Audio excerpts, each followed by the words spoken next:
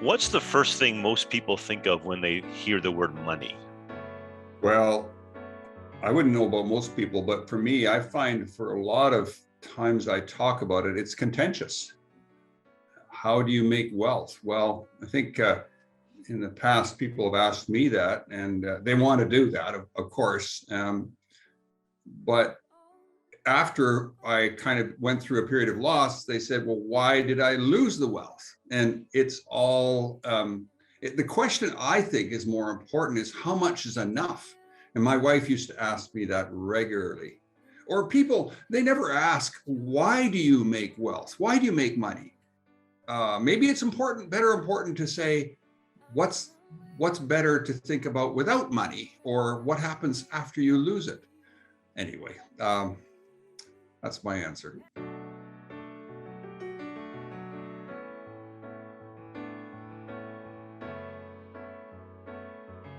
Uh, well, your first question was what's important thing to know when talking about money? Wasn't that your question? Well, I'll answer that one.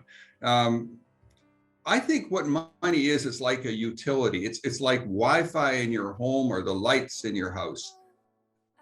It's possible to live without lights and without Wi-Fi. It's tough, but it's possible.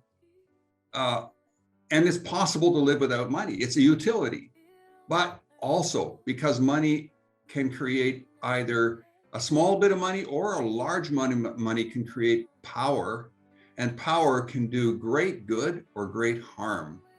And I just remember one story where a friend of mine gave a bicycle to a little village, and particularly one man that he was particularly fascinated with. So this one man got a bicycle, and we heard a week or so later that this man, not only did he get beat up, but the village said you had no right to take that bicycle because that bicycle should have been given to the village. So that money for the bicycle caused harm, not good.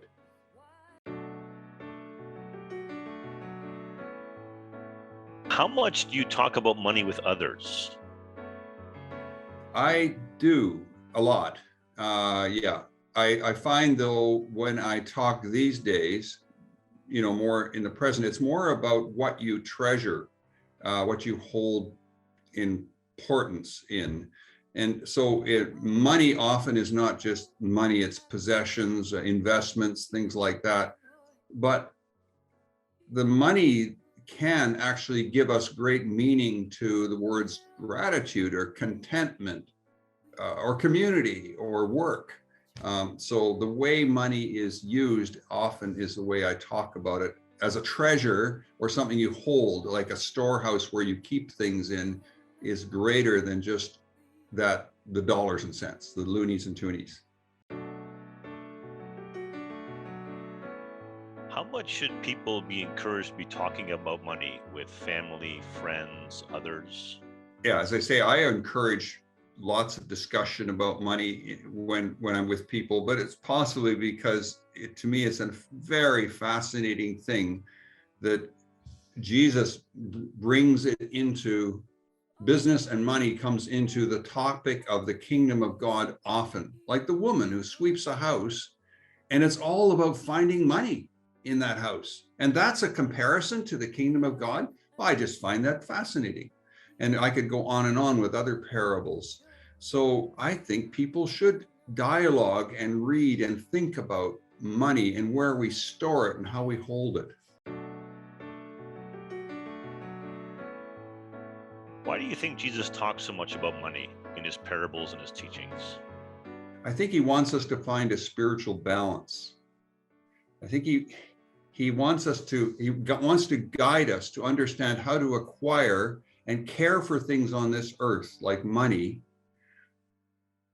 when it just seems like it can be so beguiling and so entrancing to take it and just use it for myself. So my spiritual balance was way off kilter, and I had no idea. Nobody in the church told me I was off kilter, but my spiritual health and balance was the treasure I had in my company. And my building of the company provided meaning to my spiritual balance. And wow, did that ever go way off kilter when the company was, in a sense, pulled out like a rug from underneath me.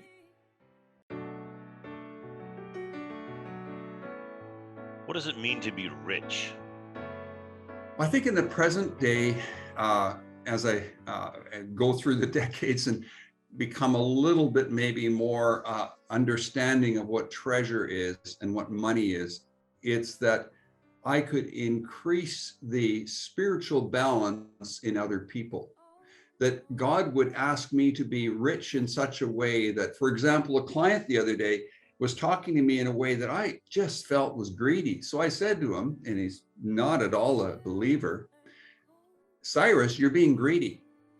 And he says, "What?" And I said, "Yes, what you're talking about is greed. You're taking money and using it for yourself in a way that actually hurts both your clients and your staff."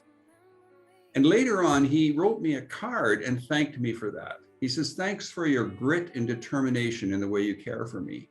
That's, I think, what it means to be rich towards God. You're actually using the present utility and use of money in a way that complements or glorifies God.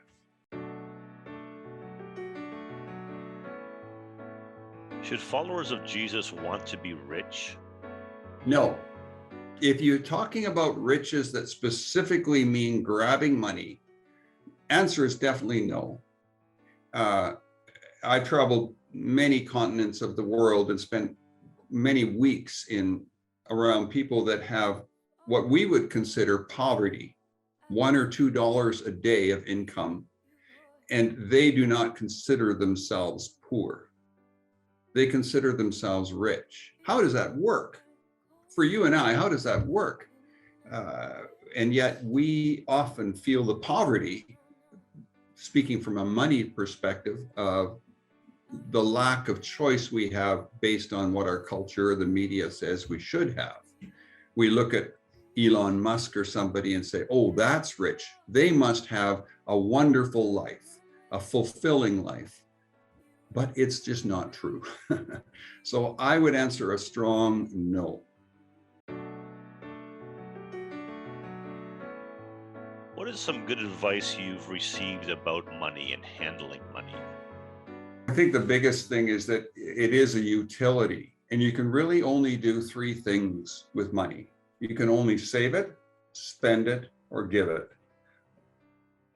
And you can't, it's like Wi-Fi. You don't go around and say, "Oh, Wi-Fi is just great here." I guess you can, but it's a very throwaway comment. People are so beguiled with money, it has more power than it should. And if we realize that it's not that way, then we can actually learn to be honoring with our wealth or with our lack of wealth in a way that actually causes money to be, in a sense, not the show. It's the sideshow. It's the supporting cast, which God may or may not use.